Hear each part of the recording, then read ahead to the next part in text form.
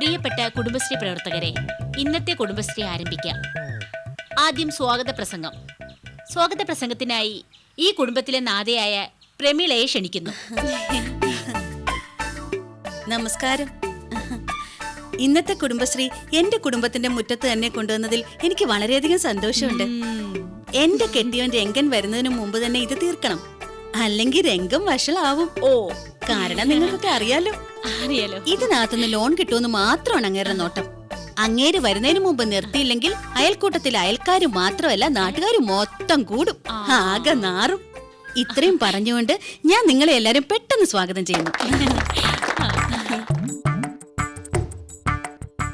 ഇനി നമുക്ക് വരവ് ചെലവ് കണക്ക് നോക്കാം.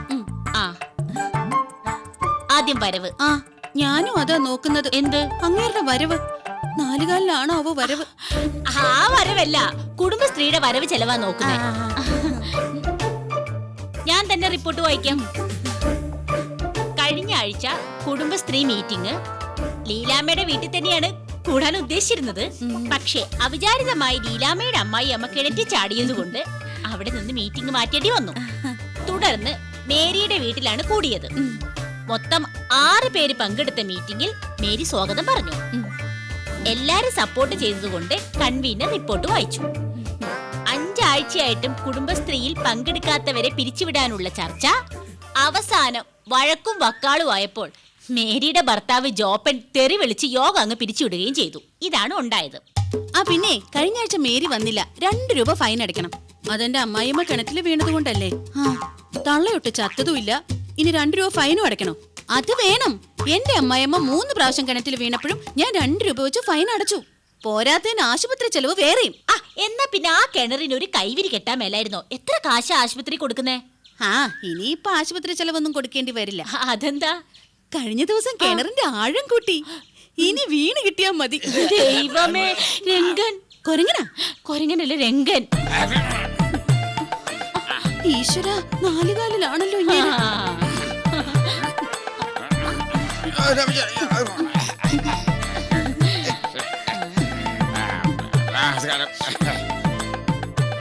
നമസ്കാരം. കുടുംബശ്രീ ആയിരിക്കും. ഏഷ്യനിക്കാരും പരിദൂഷണക്കാരും ഒക്കെ എല്ലാരും ഉണ്ടല്ലോ. നടക്കട്ടെ, ഒരു നിമിഷം അവധി തരണേ. Short break. ശരേ, ഇങ്ങോട്ട് കാര്യം പറഞ്ഞു.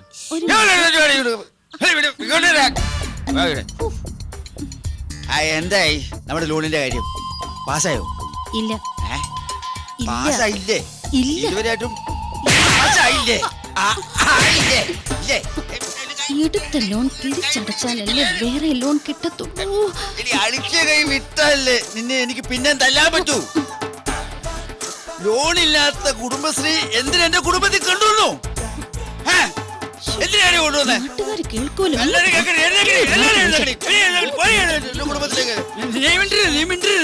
ഞാൻ വെച്ചിട്ടുണ്ട്. ഞാൻ ഇങ്ങോട്ട് വീട്ടിൽ കുടുംബത്തിൽ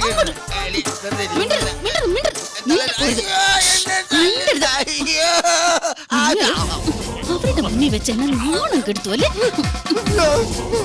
അയ്യോ ശാന്ത ചേച്ചി, ഓടി വായോ, എന്നെ കൊല്ലുന്നേ, എന്നെ ഇടിച്ചു കൊല്ലുന്നേ, മനുഷ്യൻ ഓടി വായോ. അയ്യോ,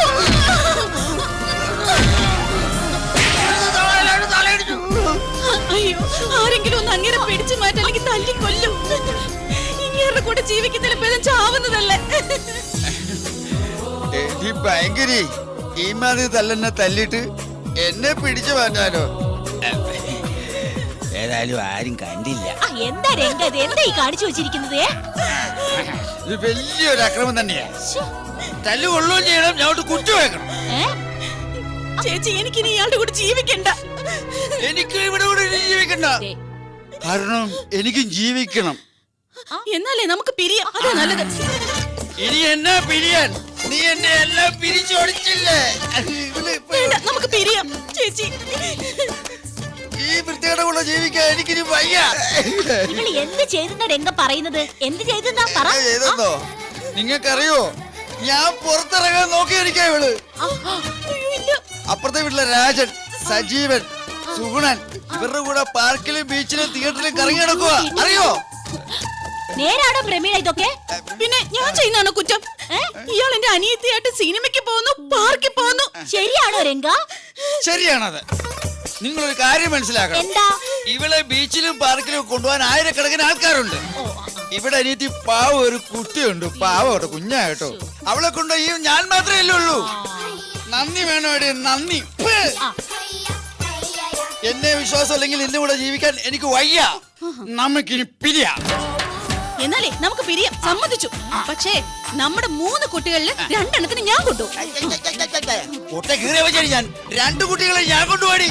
ആ പിന്നെ എനിക്ക് വേണം നമ്മുടെ 2 കുട്ടികളെ. 2 എണ്ണത്തിന് ഞാൻ കൊണ്ടുപോകും. വേണമെങ്കിൽ മൂക്കളെ ഞാൻ നീ എടുത്തിട്ട് നോക്കും. അതിന് നിങ്ങളും കൊണ്ടുപോയാൽ മതി. എനിക്ക് വേണം 2 എണ്ണത്തിന്. ഞാൻ കൊണ്ടുപോയി. നിർത്ത്. ഏതായാലും നിങ്ങൾ പിരിയാൻ തീരുമാനിച്ചു. അതെ അതെ. ആകെയുള്ള 3 കുട്ടികളില് 2 എണ്ണത്തിന് 2 പേർക്ക് വേണമെന്ന് പറഞ്ഞാ അത് നടക്കാത്ത കാര്യോ? അതുകൊണ്ട് കുടുംബശ്രീയുടെ കൺവീനർ എന്ന നിലയ്ക്ക് ഞാനൊരു കാര്യം പറയാം. ഒരു വർഷം കൂടി എങ്ങനെയെങ്കിലും ഒരുമിച്ചങ്ങ് ജീവിക്കും. അപ്പൊ ഒരു കുട്ടിയും കൂടി ഉണ്ടാവും. അപ്പൊ 2 പേർക്കും 2 കുട്ടികളെ വീതം അങ്ങനെ എടുക്കാലോ. അത് കൊള്ളാം. ഞാൻ എപ്പോഴും റെഡി. പിന്നെ 5-8 കൊല്ലം ഇങ്ങേരുടെ കൂടെ ജീവിച്ചിട്ട് നടക്കാത്ത കാര്യല്ലേ ഒരു കൊല്ലം കൊണ്ട് നടക്കാൻ പോന്നെ. നടന്നത് തന്നെ. Ladies Corner. ചിക്ക് ചിക്ക് ചിക്ക് ചാ. Ladies Corner. ചിക്ക് ചിക്ക് ചിക്ക് ചാ. എടുത്തുചാട്ടം ആപത്താണ്. ഇത് പറയാൻ കാരണം, ഒരാൾ കേസ് കൊണ്ടുപോയി കൊടുക്കുകയാണെങ്കിൽ ആ കൊടുക്കുന്ന ആൾ ചിന്തിക്കണം, എന്തിനു വേണ്ടിയാണ് ഞാൻ കേസ് കൊടുക്കുന്നത്. ഈ കേസ് എടുക്കുന്ന പോലീസുകാർ ചിന്തിക്കണം, എന്തിനു വേണ്ടിയാണ് ഞാൻ കേസ് എടുക്കുന്നത്. ഇല്ലെങ്കിൽ ഇപ്പോൾ നടക്കുന്നത് പോലെ കട്ടവനെ കിട്ടിയില്ലെങ്കിൽ കിട്ടിയവനെ പിടിച്ച് കള്ളനാക്കുന്ന പ്രവണത ഉണ്ടാവും. ഇതുണ്ടാവാതിരിക്കാൻ നിങ്ങൾ ശ്രദ്ധിക്കുക. അല്ല, നിങ്ങൾ ഇത് രാവിലെ തന്നെ തുടങ്ങിയോ? അല്ല മെമ്പറേ, ഇന്ന് രാവിലെ തുടങ്ങിയതല്ല, ഇന്നലെ തുടങ്ങിയതാ. ഇത്രയായിട്ടും തീർന്നിട്ടില്ല. എല്ലാം മേനൻ ചേട്ടാ, നമ്മുടെ ക്ഷേത്രോത്സവത്തിന്റെ കാര്യമൊക്കെ എങ്ങനെ നടത്താനാ കമ്മിറ്റിയുടെ തീരുമാനം? ഉത്സവ പിരിവിന് നടന്ന് വല്ലതും തടഞ്ഞാൽ ഉത്സവം നടക്കും.